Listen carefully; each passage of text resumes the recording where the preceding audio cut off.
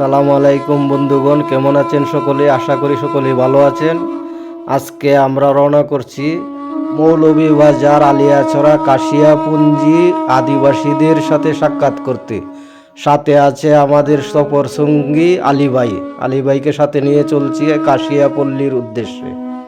তার দুধারে চা বাগান আর রাবার বাগান দেখে মন ভরে গেল। চায়ের দেশে স্বাগতম ভাস্কর্যটা আমাকে স্বাগত জানালো। আমি একটু ভাস্কর্যটার সামনে বসলাম, আবার পথ চলতে শুরু করলাম। সামনে দেখতে পেলাম খ্রিস্টানদের একটি ক্রেস্ট।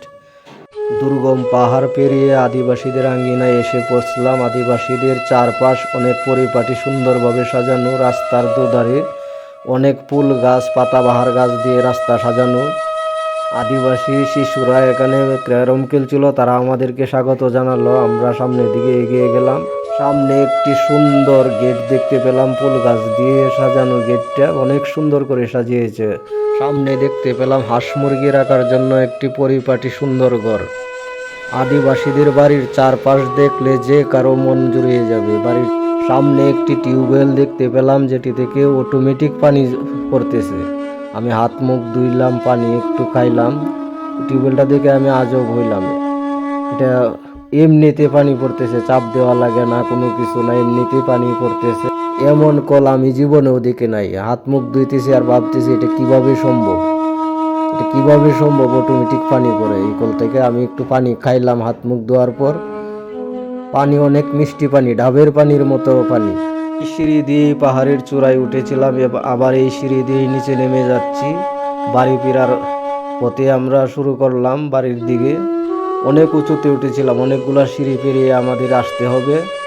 আমার সফর সঙ্গীকে পিছনে ফিরে দেখতেছি আসে কিনা, কিন্তু এদের বাড়ির পরিবেশ এত পরিপাটি, এত পরিষ্কার, দেখে যে কারো মন জুড়িয়ে যাবে, এত পরিপাটি ওরা। আদিবাসী শিশুরা আমার দিকে এগিয়ে আসছে, ওরা হাত মিলাইতে আসছে। ওদেরকে সাথে হাত মিলাইলাম, ওদের সাথে ওদের বাসার সামনে গেলাম। বাসায় গিয়ে মুরব্বীদের সাথে কথা বললাম। এখানে ছেলে ক্যারম খেলতেছে, বলছিলাম আমাকে নিবা, বলে না, নিব না। তারপর কি করব, সামনের দিকে এগিয়ে ফুল গাছগুলা দেখলাম। এত পরিপাটি ওরা। এই বাচ্চাগুলা আবার অপেক্ষা করতেছে, ওদের বাসায় আসবো বলেছিলাম, আসতেছি। বাসায় দেখি একজন মুরব্বী আছে, মুরব্বী আবার ওনার চেহারা দেখাইতে চাইতেছে না, কথা বললো আমাদের সাথে। বাচ্চাগুলা কথা বললো। এই যে মুরব্বী আসলো, মুরব্বীর কাছ থেকে বিদায় নিলাম। এইগুলা গাছ পান, এগুলা সুপারি গাছে হয়। এগুলা পেরে তারা কাঁচাই ভরেছে বাজারে বিক্রি করার উদ্দেশ্যে।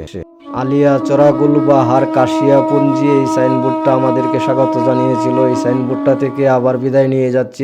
বিদায় আলিয়াছড়া, বিদায় কাশিয়াপুঞ্জি। বন্ধুগণ, আবার কোনো একটা সফরে আপনাদের সাথে দেখা হবে। পর্যন্ত ভালো থাকবেন, সুস্থ থাকবেন, খানা পানির সঙ্গে থাকবেন।